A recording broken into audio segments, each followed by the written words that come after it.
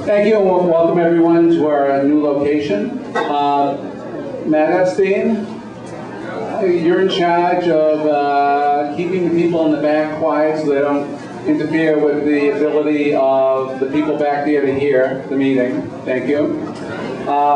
Okay, a number of people we want to hear from before we hear from our main speakers. I'd like first to have LAPD Senior Lead Officer Ron Carter, who I saw here a minute ago. Where is he? Ron Carter. What? To give us an update of what's happening in our community.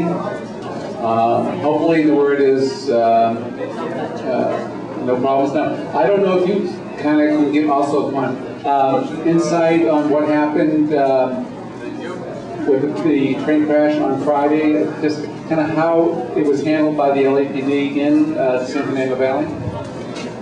Well, it would be very generic. We were very blessed.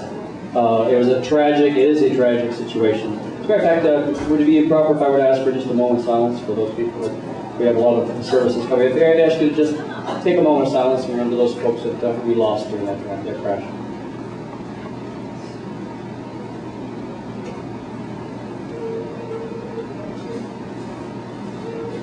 Thank you very much. Matter of fact, we are going to be burying one of our own tomorrow, Officer Freed Deshay, who was on that train. So a lot of folks, a lot of lives were touched, not in the best of ways, but we were fortunate on that night. I said it was a blessing because almost approximately the same time that the crash occurred, about 4:25 approximately, we had just received about 35 additional officers who were actually coming out through Operations Valley Bureau set up by Chief Michael Moore to work on a violent crime task force.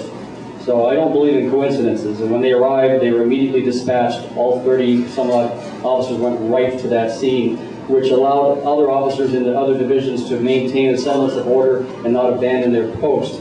So of course the fire department responded, paramedics, a lot of volunteers that were there, which was extremely encouraging to see folks that have nothing to do with law enforcement or public safety, but they are human beings and they took the time to stop, to offer help. A lot of them were administering CPR, assisting with carrying some of the victims away, and just providing comfort. So it was, in fact, a test.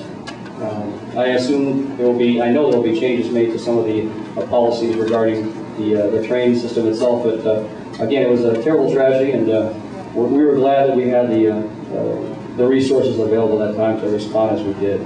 So that's pretty much the short and long of it. Crime on the really encouraging side, positive side, crime is still going that way, and that's a good thing.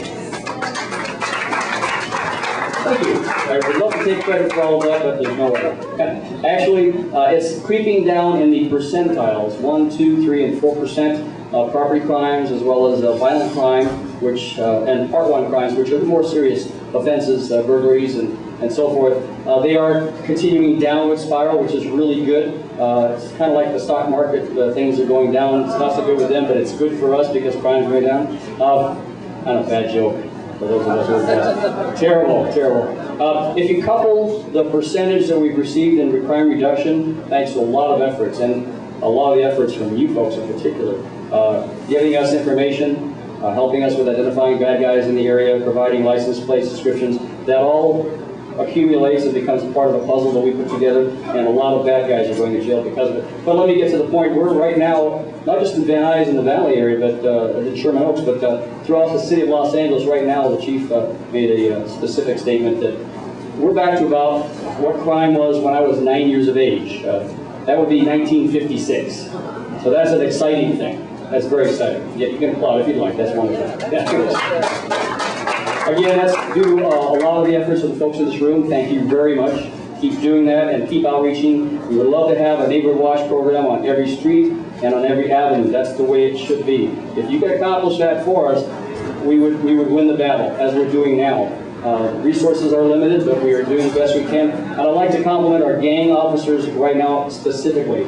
Our gang officers are doing an incredible job. About 2 years ago, we had 27 homicides in Van Nuys. In particular, most of those came during the hot summer months.